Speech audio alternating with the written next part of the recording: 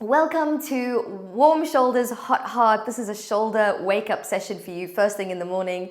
We're going to get started with sensory. So take right hand onto left shoulder and just start to go to town. All around the armpit, all around the shoulder, and try and get as far back as you can. I know it's tricky. You might need a bit of a helping hand, but get round onto the scapula and the pecs, the collarbone, a little bit of the tricep and bicep. And then let's do the same on the other side.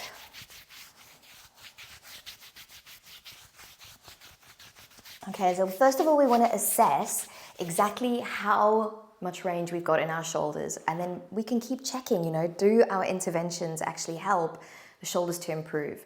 So I like to be pretty precise with it. I'm going to line myself up to a wall and I'm just going to check, where is my shoulder flexion right now? No, it's not too bad, isn't it? It's not amazing. And where is my shoulder extension? Okay, not too bad actually. Okay, let's try the other side. Right and left is often, wow, yeah, very different. And then extension as well. Just kind of having a vague idea about where your limbs line up to. We can also try internal and external rotation. Yeah. And we're going to reassess all of that flexion, extension, internal and external rotation after we practice our very first intervention, which is the diaphragm stretch. Now you might be like, why are we diaphragm stretching? Well guys, first of all, fantastic thing to do first thing in the day, but also there's a lot of research to show that as you release and open the diaphragm, you actually do help the health of your shoulders as well. So diaphragm stretch, imagine a mirror. You're going to breathe into the mirror as if you're steaming it up. And as you do that, I'll show you my pelvis. It's going to tuck and I'm going to push the lower back down into the ground, basically to pull on the lowest attachment of the diaphragm. Okay, it attaches right down on the lumbar spine and we're just trying to pull that away from the direction that the diaphragm is releasing in that exhale. I like to do it with arms overhead. Take an inhale when you're ready through the nose. And then we're going to steam up our mirror.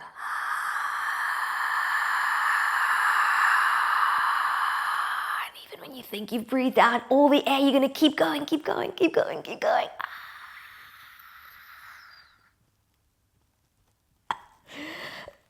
And if you cough, that's a sign you've gone right to the edge. So well done. We're going to do that 3 more times.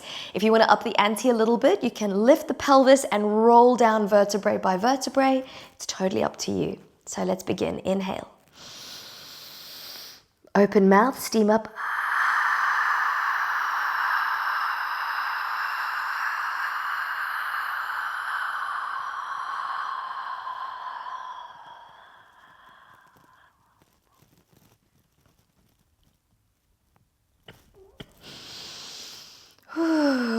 It's intense, right? We only have 1 more to do and then we're going to retest. Inhale through your nose. And then steam up that mirror.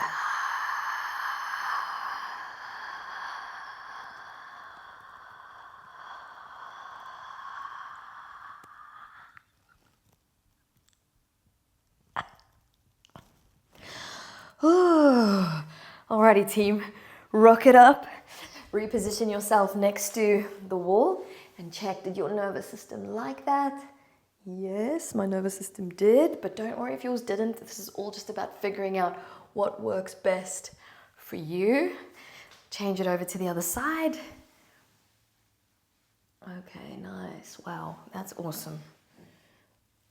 Yeah, much better. Let's try internal and external rotation. Great.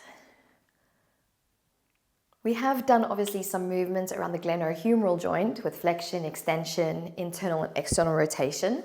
But I'd also like us to just get a little bit of movement into the shoulder blade itself. So come down into all fours and we're going to do the camshaft. So elbows are going to stay straight as you rotate the shoulders.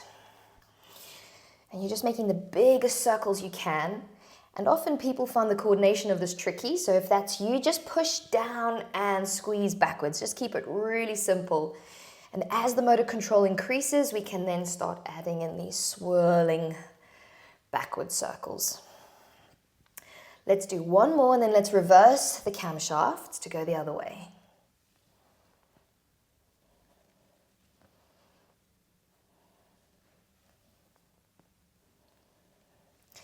Now this is a closed chain position, right? Our hands are connected to something solid as we do the movement. We're going to turn this into our open chain camshafts, and these are my favorite to do before I do my handstands. You can do your feet together, and we're going to do these backwards camshafts, starting low and gradually with each circle going up a little bit higher with the arms. You'll notice the higher you go, the more tricky they become. Now I want you to keep going backwards with your camshafts as the arms lower down. My right arm is very weak, look how shaky it is. We're also going to do forward camshafts, going the other way.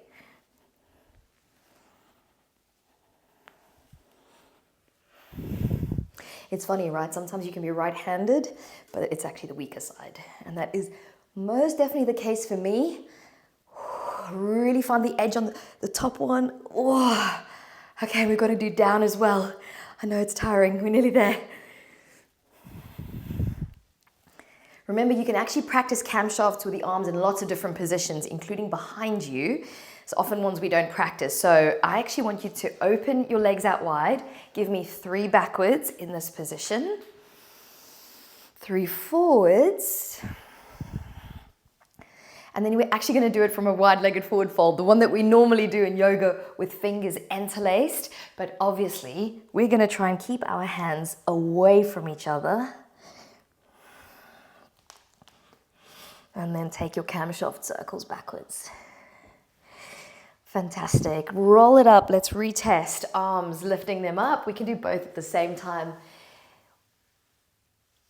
And then take it behind you. And then we're going to try internal. So just notice we didn't actually do much for the actual glenohumeral joint, but it actually did have an effect on the overall, potentially I should say, had an effect for your body, even into those sort of isolated movements where this joint was working as opposed to the one where the scapula is laying on top of the ribs. Okay, give me some seaweed arms. Alrighty, let's go into some shoulder circles next. We're actually going to start off standing and we're going to go into squatting and then we're going to do this in kneeling, okay? So lots of different variations. Start with the arms coming up. Turn the palms away from each other and get them to touch behind your back as they circle. You can add in your breathing. Watch out that the ribs aren't helping you taking the arms back. Let's take this down into a squat next. A little more tricky here. You're going to feel like the arms are heavy as they go behind you. Might have to just get out of the legs' way to finish the circle. One more.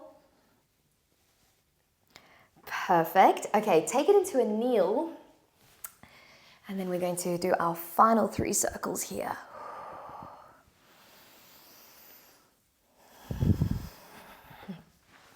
When you've done the last one, rise up with your hips, step your right foot forward, take your arms into a cactus and lean forward with the chest. Good, and then we're going to close everything in. Hug your giant beach ball, open it out. Nice, get your heart and your ribs involved. And one more. Fantastic. Step that right leg back and then take the left leg forward. Think of the thoracic spine really opening as it works alongside the shoulders.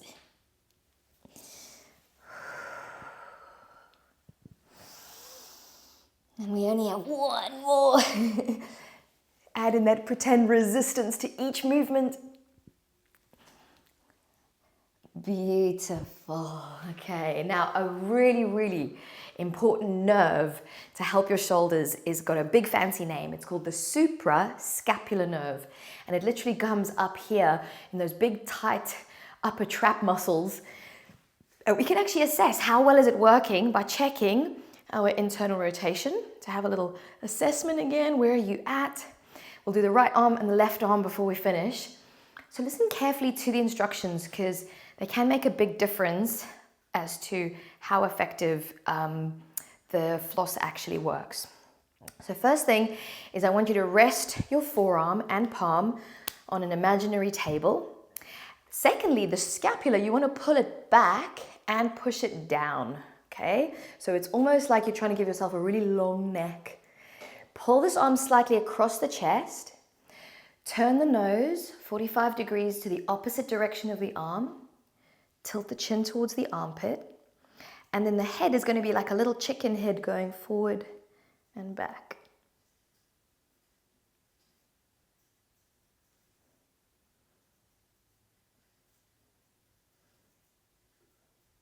And then you can also keep the head forward and move the jaw side to side.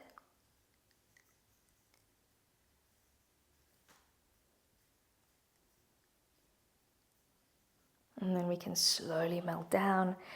Oh, it always feels so nice. Ready for the next one? Arm rests on a surface, an imaginary surface, but that shoulder goes down and back. Once you've got the shoulder in the right place, pull the arm a little bit extra range across the chest. Tilt the right ear towards the shoulder, turn the nose towards the armpit. Take the chin in a little chicken head forward and back.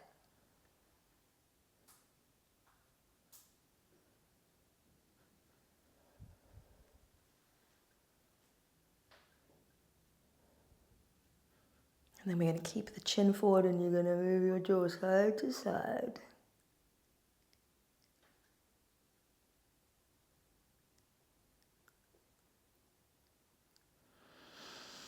And you're going to melt out of that. Let's reassess our internal rotation. Wow, yeah. Okay guys, well done for being absolutely epic. I hope your shoulders feel warm, your heart feels hot. Thank you for being here with me. I'll see you on the next video.